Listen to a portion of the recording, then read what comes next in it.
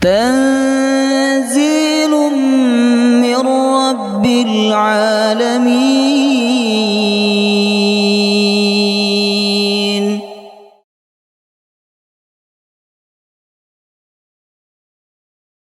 يا أيها الذين آمنوا إذا قيل لكم تفسحوا في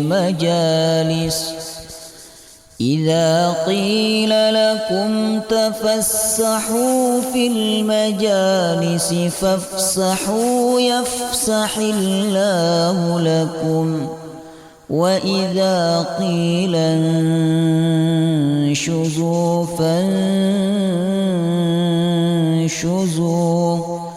يرفع الله الذين آمنوا منكم والذين أوتوا العلم درجات والله بما تعملون خبير.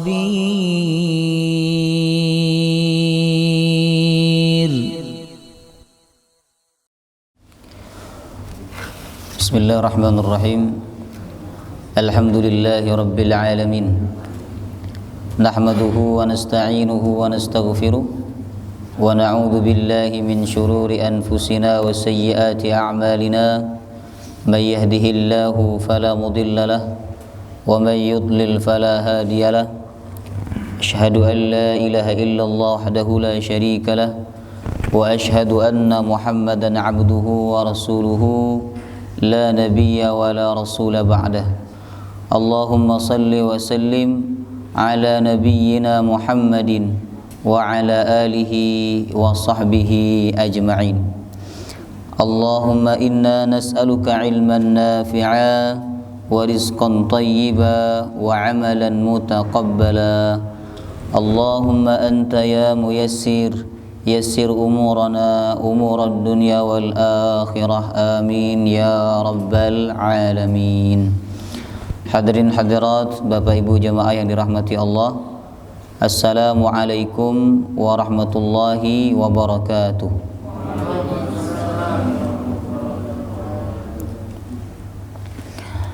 Alhamdulillah, kita memuji dan bersyukur kepada Allah Subhanahu wa ta'ala yang selalu memberikan nikmat kepada kita semua. Salah satu nikmat yang wajib untuk kita syukuri yaitu nikmat Al-Quranul Karim. Kita harus sadar bahwa bila kita dimudahkan oleh Allah untuk dapat membaca, memahami dan mengamalkan Al-Quran, bahwa saat itu kita sedang diberi nikmat yang besar, lebih baik dari urusan dunia yang kita kumpulkan. Semoga kita semua selalu istiqamah bersama Al-Quran sampai kita menghadap Allah. Amin ya rabbal alamin. Hadirin hadirat, Bapak Ibu jamaah yang dirahmati Allah, malam hari ini kita lanjut kajian tafsir surah Al-Baqarah. Pekan kemarin kita berhenti di ayat nomor berapa? Nomor 123. Sekarang kita masuk 124.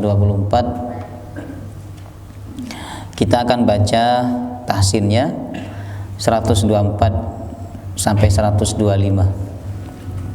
Monggo.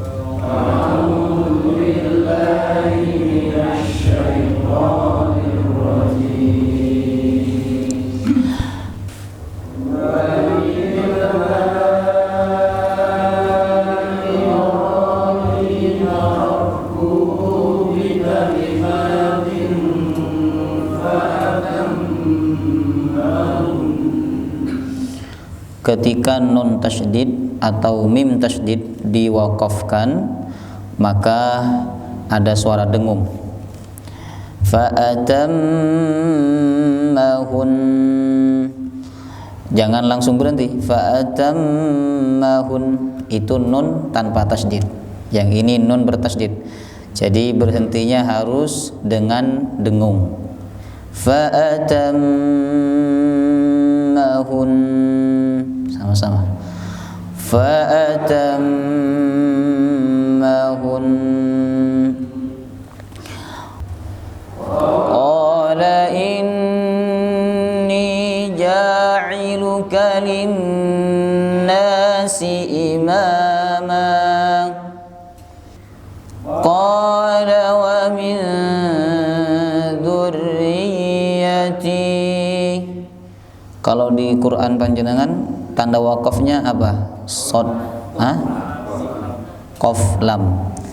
Kalau di mushaf saya ini sod lam. Sod lam. Ada yang qaf lam. Punya Pak Ayong? Qaf lam. Ini menunjukkan Bapak Ibu bahwa tanda wakaf itu tidak ada standarnya, nggak ada. Masing-masing mushaf beda tanda wakaf, tergantung siapa yang mentashih. Ya, biasanya kalau Quran Indonesia itu kebanyakan tanda wakaf. Tapi intinya begini, kalau ada tanda wakaf berarti disuruh berhenti. Karena kan tanda wakaf, wakaf apa artinya? Berhenti. Tanda wakaf tanda berhenti. Hanya saja ada yang lebih baik berhenti, ada yang lebih baik terus. Itu ijtihad masing-masing, ya. Qala la yanalu ahdidh zalimin. Ada yang membaca ahdiyaz zalimin, ya-nya difathahkan. Qala la yanalu ahdiyaz zalimin. Sama-sama. Qala la yanalu ahdiyaz zalimin. Wa idh ja'alna al-layla masabatan lin-nasi wa amna wattakhidhu min maqami Ibrahim musalla wa 'ahidna ila Ibrahim wa Ismail an tahhira baytiya lit-taifina wal-'akifina war-ruk'is sujud. Ayat-ayat sebelumnya bicara tentang Bani Israel, ya. Adapun ayat ini dan beberapa ayat ke depan Bapak Ibu berbicara tentang kakeknya Bani Israel, yaitu Nabi Ibrahim. Berbicara tentang Nabi Ibrahim. Kenapa Allah menyebut kisah Nabi Ibrahim setelah panjang menyebut tentang kisah Bani Israel, lalu Allah menyebut tentang Nabi Ibrahim? Karena Nabi Ibrahim ini nabi yang diagungkan, hampir semua agama mengagungkan, ya. Musyrikin Mekah mengagungkan Nabi Ibrahim. Ahlul Kitab Nasrani mengagungkan Nabi Ibrahim. Kemudian Yahudi juga mengagungkan Nabi Ibrahim, apalagi agama Islam, ya. Jadi semua agama saat itu mengagungkan Nabi Ibrahim. Maka Allah menyebut kisah Nabi Ibrahim sebagai titik temu. Sebenarnya gampang kata Allah, untuk mempersatukan kalian dalam satu agama itu gampang, yaitu bertemu kepada agama Nabi Ibrahim, ya. Bila Nasrani yang mengagungkan Nabi Ibrahim ikut agama Nabi Ibrahim, Yahudi juga demikian, musyrikin Mekah juga demikian, maka dipastikan semua mereka akan menjadi muslim. Karena Nabi Ibrahim itu nabi yang muslim. Sebagaimana firman Allah di Ali Imran ayat 67. Ma kana Ibrahim Yahudiyan wala Nasraniyan walakin kana hanifan muslimah. Nabi Ibrahim itu bukanlah seseorang yang beragama Yahudi, bukan juga yang beragama Nasrani, tapi beliau adalah beragama hanifan, lurus, musliman, muslim, wa ma kana minal musyrikin, dan beliau juga bukan termasuk orang yang berbuat syirik. Jadi Yahudi, Nasrani, musyrikin Mekah, bila mereka mengaku mengagungkan Nabi Ibrahim, lalu mereka mengikuti agama Nabi Ibrahim, pasti mereka akan menjadi seorang muslim. Apalagi ikrar Nabi Ibrahim yang sering kita baca di dalam solat, ya, doa iftitah, itu kan salah satu doa iftitah, inna solati wa nusuki wa mahyaya wa mamati lillahi rabbil alamin la syarika lahu wa bidzalika umirtu wa ana awwalul muslimin. Itu ada di surah Al-An'am ayat 163 sampai 162 sampai 163. Ya. Itu sebenarnya ikrarnya Nabi Ibrahim. Dia mengikrarkan bahwa dialah orang yang pertama kali muslim. Oleh karena itu Bapak Ibu, dalam ayat ini dan beberapa ayat ke depan Allah menyebutkan tentang kisah Nabi Ibrahim alaihissalam. Allah berfirman, wa idzi ba'tala Ibrahima rabbuhu bikalimatin fa'atammahun. Dan ingatlah kisahnya beliau diawali oleh Allah dengan kalimat id, artinya ingatlah dan ambillah pelajaran. Ini menunjukkan bahwa kisah yang akan Allah sampaikan tujuan utamanya adalah untuk diambil pelajaran, bukan hanya sebagai cerita belaka. Kalau kita membaca kisah Al-Quran itu hanya sebagai kisah belaka, ya, anak kecil bisa enggak seperti itu? Bisa. Tapi kita yang sudah dewasa, diberikan kematangan berpikir, diberikan kematangan akal oleh Allah, maka kisah dalam Quran itu tidak hanya sebagai cerita, tapi juga tujuan utamanya adalah diambil pelajaran. Allah berfirman, inna fi dzalika la'ibratan liman yakhsha. Sesungguhnya dalam kisah itu terdapat pelajaran bagi orang-orang yang takut kepada Allah Subhanahu wa taala. Dan ingatlah ibtala Ibrahimah, ketika Ibrahim diuji. Ibtala ini dari kata bala. Kalau panjenengan menyebut bala, itu yang dimaksud adalah ujian, bukan apa ya, bukan azab. Sebagian orang menyebut kamu kena bala itu, kan orang nyebutnya kena azab. Padahal bala itu disebut oleh Quran, itu maksudnya adalah ujian, ya. Jadi ibtala ini dari kata bala, ya. Dan ujian itu Bapak Ibu di dunia ini hanya ada dua macam. Ujian yang menyenangkan hati dan ujian yang menyusahkan hati. Sebagaimana firman Allah di surah Al-Anbiya ayat 35. Kullu nafsin dha'iqatul maut. Setiap jiwa pasti merasakan mati. Lalu setelah Allah menyebut kematian, Allah sebut ujian. Ini menunjukkan bahwa sebagaimana kematian itu pasti terjadi pada manusia, maka demikian pula ujian itu juga pasti terjadi dalam kehidupan manusia. Dan ujian Allah sebut hanya ada dua macam. Wa nabluukum bisyarri wal khairi fitnah. Kami uji kalian itu bisyarri, dengan sesuatu yang menyusahkan hati, wal khairi, dan sesuatu yang menyenangkan hati. Dan kita tidak dapat memilih. Kalaulah kita dapat memilih, kita pilih yang mana? Yang menyenangkan hati. Ya. Lebih berat mana? Ujian menyenangkan hati atau menyusahkan hati? Lebih berat mana? Sebenarnya lebih berat yang menyenangkan hati. Sebab ujian yang menyenangkan itu kita lupa kepada Allah. Tapi ujian yang menyusahkan hati justru kita ingat kepada Allah, datang kepada Allah. Ya Allah, tolong hamba. datang kepada Allah. Nah, berarti kan lebih berat yang menyenangkan hati daripada yang menyusahkan hati. Baik. Dan ujian itu Bapak Ibu datang silih berganti, kadang menyenangkan hati, kadang tidak menyenangkan hati. Tapi yakinlah yang menyenangkan hati itu lebih banyak dibandingkan yang menyusahkan hati, ya.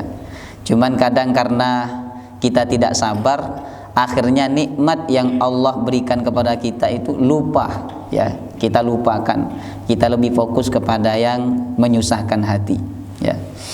Jadi ujian ini Bapak Ibu sesuatu yang melekat dalam diri manusia. Sudah satu paket. Allah menciptakan manusia satu paket dengan ujian. Dalilnya ada di Quran surah Al-Muluk ayat nomor 2. Alladzi khalaqal mauta wal hayata liyabluwakum. Allah yang menciptakan hidup, Allah juga yang menciptakan mati, liyabluwakum, untuk menguji kalian. Jadi ujian ini satu paket dengan kehidupan kita. Tidak ada manusia yang tidak diuji oleh Allah Subhanahu wa taala. Ada seorang istri, ini kisah nyata. Seorang istri lari dari rumahnya karena suaminya tidak baik, tidak menafkahi dia, tidak sayang kepada dia. Suaminya jahat kepada dia. Akhirnya si istri itu lari, ya, keluar dari rumahnya menuju ke rumah orang tuanya. Di tengah perjalanan si wanita itu mampir ke sebuah masjid untuk sholat berjamaah, dan kebetulan imamnya saat itu membaca surah Al-Balad, laqad khalaqnal insana fi kabad. Sungguh kami menciptakan manusia itu fi kabad, susah payah, penuh dengan kesusahan, penuh dengan ujian. Lalu wanita itu berpikir, ya, kalau saya lari dari ujian yang ada di rumah saya, maka sebenarnya saya lari menuju ujian yang lain. Nah, ayat itu menyadarkan dia. Akhirnya dia kembali ke rumahnya, ya. Jadi bila kita lari dari suatu ujian Bapak Ibu, sebenarnya kita sedang menuju ujian yang lain. Karena tidak ada manusia yang selamat dari ujian Allah Subhanahu wa ta'ala. Intinya satu kata Nabi, ini pesan Nabi bila kita dapat ujian, ridha kepada Allah. Faman radhiya falahur ridha. Siapa yang ridha dengan ujian Allah, maka baginya ridha Allah. Supaya kita ridha dengan ujian Allah, ada dua ayat yang harus diingat-ingat. Pertama Al-Muluk ayat nomor 2. Yang kedua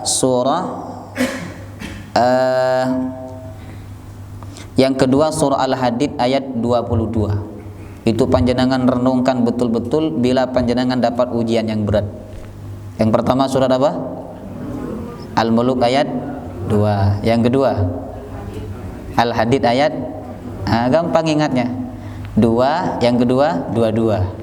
Al-Muluk Al-Hadid, ya. Alladzi khalaqal mauta wal hayata liyabluwakum. Allah menciptakan hidup dan mati liyabluwakum, untuk menguji kalian. Ternyata tujuan kita diciptakan ini untuk diuji. Nah, maka kita harus paham tujuan hidup kita ini untuk diuji oleh Allah SWT. Siapa yang lupa tujuan hidupnya dan siapa yang salah memahami tujuan hidupnya, maka dia akan menyalahkan masalah yang terjadi di sekitar atau di tengah-tengah kehidupannya. Kemudian yang kedua Al-Hadid ayat 22. Ma asaba min musibatin fil ardi wala fi anfusikum illa fi kitab. Musibah, ujian yang terjadi dalam kehidupan kalian, kata Allah, semua sudah tercatat dalam kitab. Udah ada kalendernya masing-masing, sudah ada catatannya masing-masing, Pak. Dan Allah mencatatnya kapan? 50.000 tahun sebelum Allah menciptakan langit dan bumi. Nah, cuman ada manusia itu yang memang catatan ujiannya banyak. Ada yang sedang, ada yang sedikit. Tapi intinya semua dapat ujian. Hanya saja tingkat ujiannya beda-beda. Ada yang banyak, Pak. Jadi di kitab catatannya dia itu ujiannya banyak. Ada yang sedengan, kata orang Jawa tuh cukupan lah. Kemudian ada yang ringan ujiannya. Panjenengan pernah tidak melihat secara pandangan zahir orang hidupnya nikmat, sehat, anaknya baik, karirnya bagus, pernah tidak?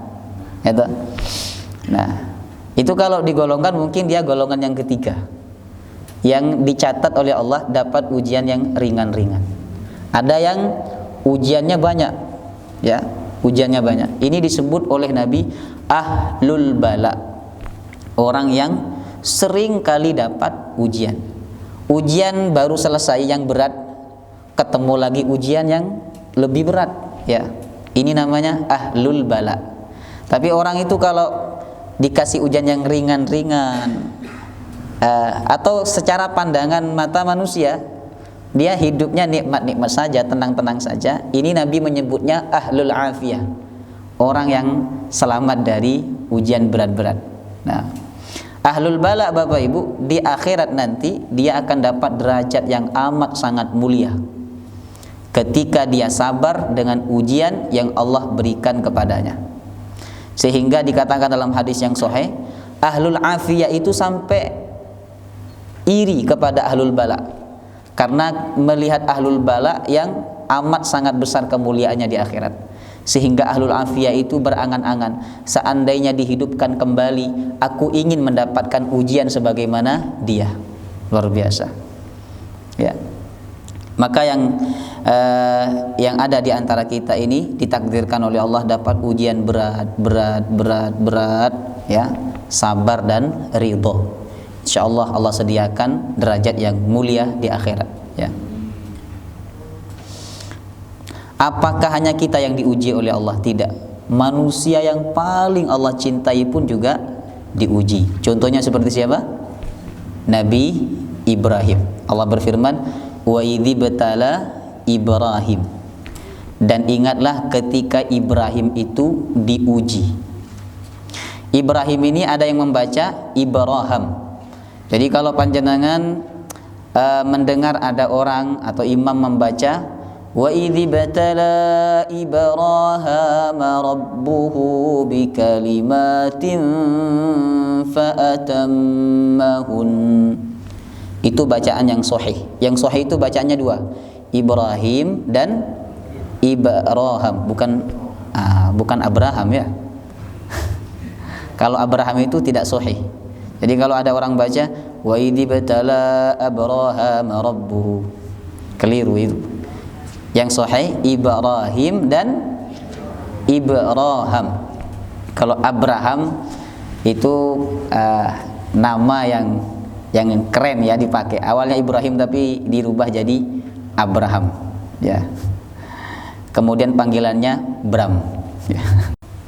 Ibrahim ini Bapak Ibu bukan bahasa Arab. Karena dikatakan oleh sebagian ahli tafsir, ini kalau diarabkan sebenarnya Ibrahim ini dua kata yang digabung jadi satu. Awalnya adalah Abun Rahim. Abun apa artinya? Bapak. Abun bapak, Rahim.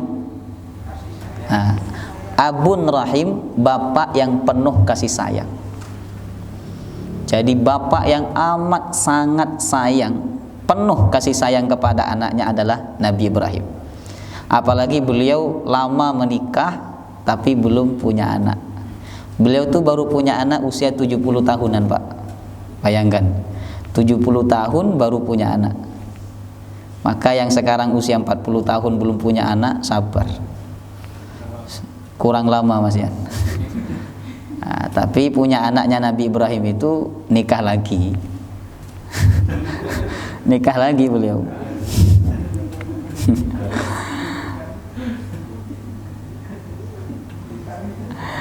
Jadi Ibrahim itu kata sebagian ahli tafsir dari dua kata yang digabung jadi satu. Abun Rahim, bapak yang penuh kasih sayang. Makanya di akhirat Bapak Ibu, dikatakan dalam hadis bahwa Nabi Ibrahim itu dipilih oleh Allah untuk merawat, ya, atau memelihara anaknya orang beriman yang meninggal belum baligh. Nah, panjenengan punya anak meninggal belum baligh ya, usia 14, 13, 10, pokoknya belum baligh. Kalau laki-laki balighnya itu ditandai dengan ihtilam, mimpi. Bila dia tidak mimpi, maka batas usianya 15 tahun.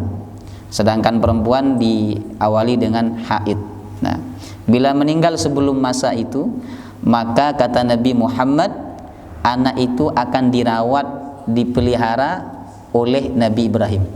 Sebagaimana hadis yang sahih, auladul muslimin fi jabalin fil jannah.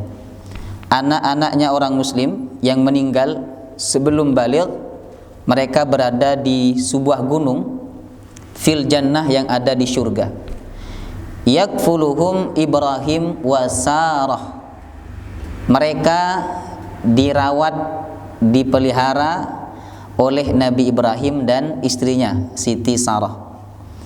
Fa idza kana yaumal qiyamah dufi'u ila abaihim. Apabila yaumul qiyamah sudah terjadi pada hari kiamat nanti, maka anak-anak itu akan dikembalikan kepada orang tuanya, diserahkan kepada orang tuanya. Ya. Karena anak yang mati dalam keadaan belum baligh ini dipastikan masuk surga, hatta sekalipun itu anaknya orang non muslim ya. Bila mati sebelum baligh, maka mereka mati dalam keadaan fitrah, mati dalam keadaan suci. Baik. Jadi Ibrahim ini ada yang menyebut dari kata abun rahim, lalu digabung menjadi satu Ibrahim ya. Wa idzi batala Ibrahim, dan ingatlah ketika Ibrahim itu diuji. Siapa yang menguji? Rabbuhu, Tuhannya, Allah. Allah menggandeng dirinya dengan Nabi Ibrahim. Rabbuhu, Tuhannya. Nya itu yang dimaksud adalah Nabi Ibrahim. Ini menunjukkan kemuliaan Nabi Ibrahim. Ya, di mana Allah menyandarkan kata Rabb kepada Nabi Ibrahim. Rabbuhu, Tuhannya. Tuhannya Nabi Ibrahim. Menunjukkan kemuliaan, keistimewaan dan keagungan Nabi Ibrahim. Sehingga beliau dijuluki apa? Nabi Ibrahim itu julukannya apa, Bapak Ibu? Hah? Ya, uswatun hasanah di Quran surah Al-Mumtahanah itu. Nah, terus yang lain, julukannya apa? Kekasih Allah. Bahasa Arabnya apa? Khalilullah. Baru ingat ya.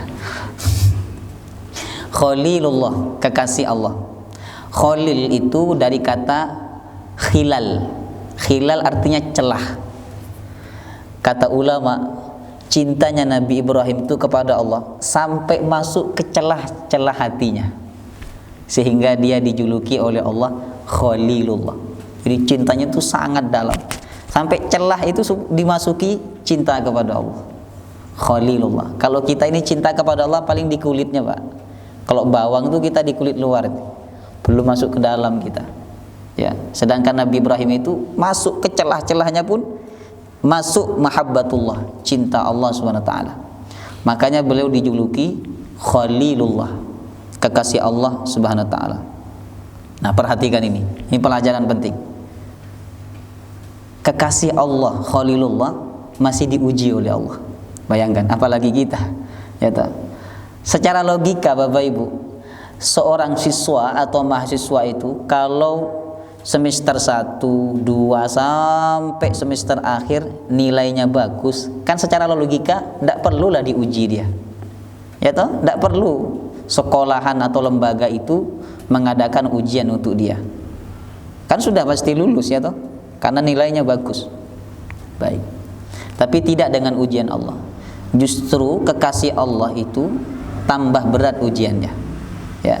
Orang itu kalau tambah dekat kepada Allah, tambah berat ujiannya. Kita merasa ringan ujian yang ada pada kita, ini menunjukkan bahwa kedekatan kita, iman kita kepada Allah masih sangat rendah. Ya, karena Nabi bersabda, asyaddul bala al-anbiya. Manusia yang paling berat ujiannya adalah para nabi dan para rasul. Itu paling berat ujiannya. Ngoten. Kemudian di bawah mereka, di bawah mereka, di bawah mereka. Kita nomor berapa Allah taala? Ya, tapi yang paling berat ujiannya adalah nabi dan rasul. Jadi semua para nabi dan rasul itu ujiannya berat, ya. Ada yang diuji dengan kemiskinan seperti Nabi Ayub. Ada yang diuji dengan penyakit, Nabi Ayub juga. Ada yang diuji dengan kekayaan, Nabi siapa? Nabi Sulaiman. Ada juga yang diuji dengan umatnya yang sangat membangkang, Nabi Musa alaihissalam. Ya, Nabi Ibrahim ini ujiannya amat sangat besar. Baik. Dengan apa Allah menguji Nabi Ibrahim? Perhatikan lanjutan ayatnya. Bi kalimatin, dengan kalimat-kalimat. Kalau di terjemahan apa maknanya, Pak? Di terjemahan. Ada yang bawa terjemahan? Hah? Dengan beberapa kalimat. Berarti belum masuk ke tafsirnya itu, ya. Apa yang dimaksud kalimat dalam ayat ini? Kalau dalam bahasa kita kan kalimat itu rangkaian kata, ya toh? Rangkaian kata yang menjadi sebuah kalimat, kemudian menjadi sebuah kalimat. Contohnya, saya pergi ke pasar, itu namanya apa? Kalimat. Nah, tapi yang dimaksud kalimat dalam ayat ini, ulama memang beda pendapat, Bapak Ibu. Tapi pendapat yang paling kuat, yang dimaksud kalimat dalam ayat ini adalah semua perintah dan larangan Allah. Nabi Ibrahim itu diuji dengan semua perintah dan larangan Allah. Apakah perintahnya sama dengan kita? Beda. Kita paling-paling diperintah sholat, ya toh? Diperintah puasa, diperintah zakat, haji, itu yang wajib-wajib. Tapi yang dimaksud perintah kepada Nabi Ibrahim ini bukan perintah biasa. Ini perintah yang memberatkan hati beliau. Contohnya perintah apa? Nah, yang pertama diperintahkan kepada beliau itu sebenarnya bukan nyembelih, tapi mengasingkan Nabi Ismail. Ya toh, diasingkan setelah Siti Hajar melahirkan Nabi Ismail, ya. Saat itu Siti Sarah cemburu. Maka Allah perintahkan Nabi Ibrahim untuk mengasingkan Nabi Ismail dan ibunya Siti Hajar. Di manakah beliau mengasingkan? Di mana? Di tanah yang tandus, gersang, tidak ada tanaman di situ, tidak ada makanan, susah air. Di mana? Di Mekah.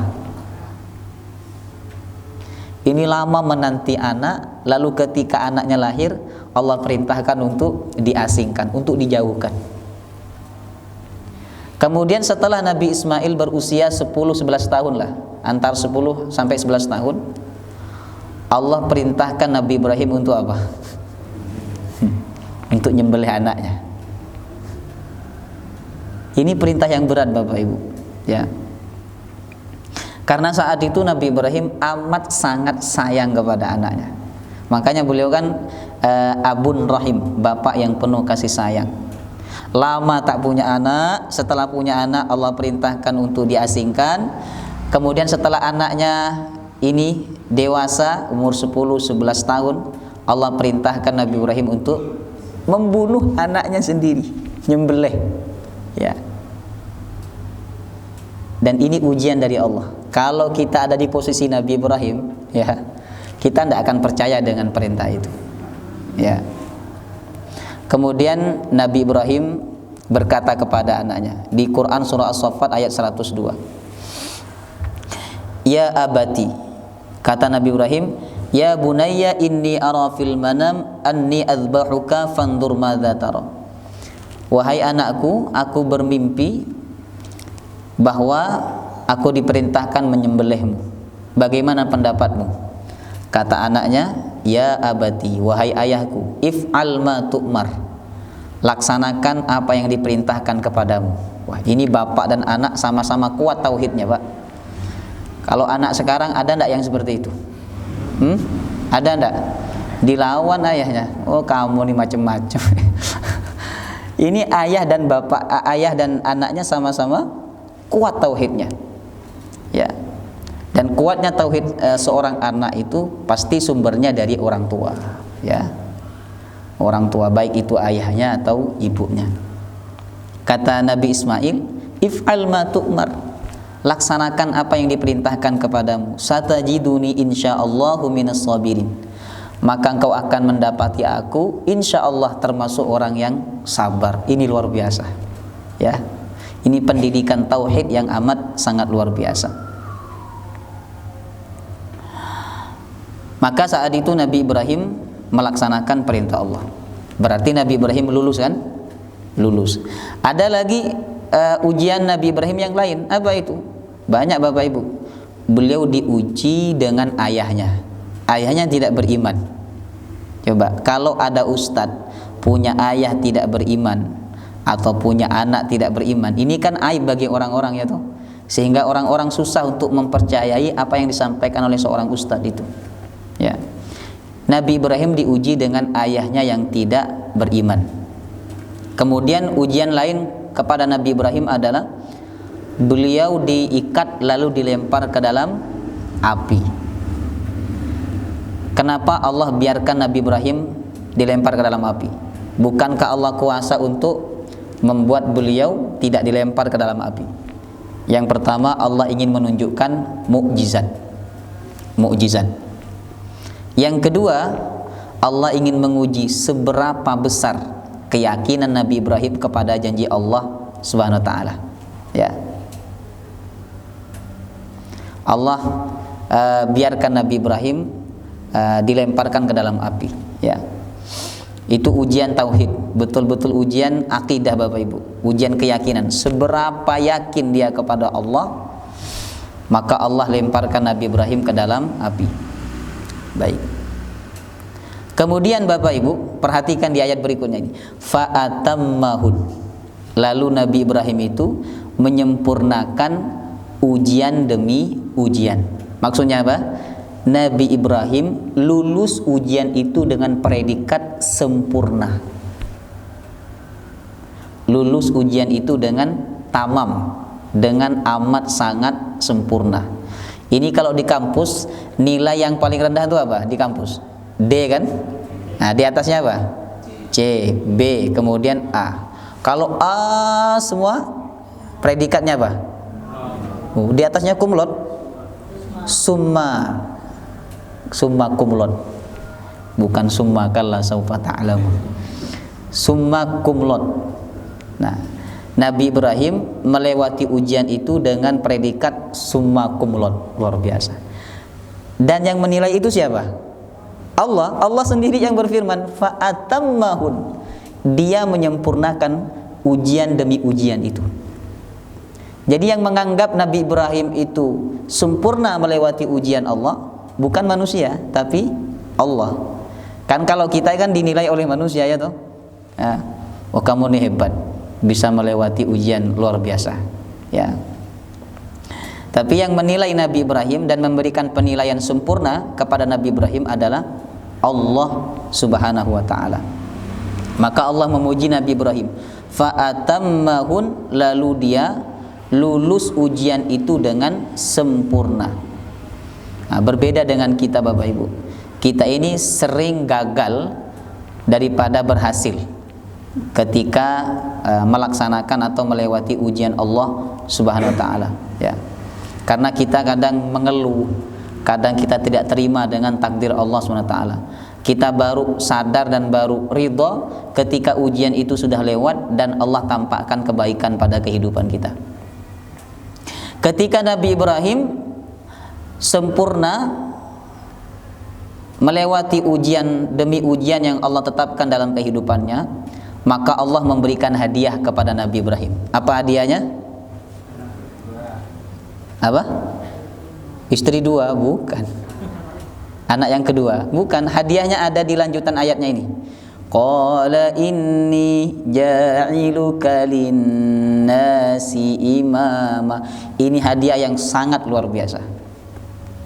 Kata Allah, inni, sesungguhnya aku, ja'iluka, menjadikan engkau, linnasi, bagi seluruh manusia, imama, sebagai imam. Ini sudah dapat SK dari Allah. Kata Allah, karena kamu lulus wahai Ibrahim, aku jadikan engkau sebagai imam.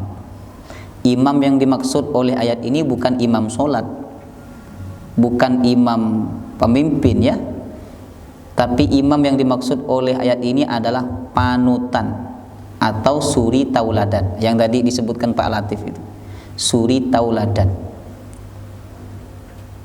Sebab begini Bapak Ibu, ada tidak imam solat tapi tidak jadi suri tauladan? Ada enggak? Imam solat tapi akhlaknya tak bagus, ada enggak? Ada. Ada tidak pemimpin tapi dia tidak bisa dijadikan panutan, ada enggak? Banyak. Ya, kalau yang ini banyak. Nah, maka yang dimaksud imam dalam ayat ini bukan pemimpin, tapi panutan. Karena imam itu dari kata ummun. Ummun apa artinya? Ibu. Ibu itu kan panutan bagi siapa? Bagi anaknya. Nah, siapa yang dijadikan panutan oleh kita, maka itu layak kita panggil sebagai imam. Misalnya panjenengan menjadikan Pak Sas sebagai panutan bagi kehidupan panjenengan. Panjenengan manggilnya bukan bapak kepada beliau, tapi panggilnya apa? Imam. Panggilnya imam, ya. Imam Sasmito atau Pak Anto misalnya dijadikan panutan, ya. Itu panggilnya imam. Kenapa Muhammad bin Idris itu dipanggil Imam Syafi'i? Karena beliau panutan dari segi ilmu, panutan, ya. Allah berjanji akan menjadikan Nabi Ibrahim itu sebagai apa? Imam, panutan bagi seluruh manusia. Sebenarnya Allah mengajarkan kepada kita untuk minta keturunan yang menjadi panutan bagi orang bertakwa. Apa doanya? Rabbana hablana min azwajina wa dzurriyyatina qurrata a'yun waj'alna. Itu doa yang langsung diajarkan oleh Allah. Ya Allah, jadikanlah kami imaman, panutan lil muttaqin, bagi orang yang bertakwa. Sebab orang ini kan ada yang menjadi panutan dari segi keburukan. Jadi kalau udah masalah keburukan tuh panutannya dia misalnya. Nah, kita minta kepada Allah di doa itu agar kita dijadikan panutan dalam segi kebaikan bagi orang-orang yang bertakwa kepada Allah SWT. Nabi Ibrahim ini hadiah dari Allah ketika beliau sukses melewati ujian. Allah jadikan beliau sebagai apa? Imam, panutan. Ketika Allah sampaikan, wahai Ibrahim, aku jadikan kau sebagai panutan bagi semua manusia. Nabi Ibrahim menjawab, qala wa min dzurriyyati. Ya Allah, keturunanku juga. Ya Allah, keturunanku juga jadikan sebagai panutan. Ini hebatnya Nabi Ibrahim, ya.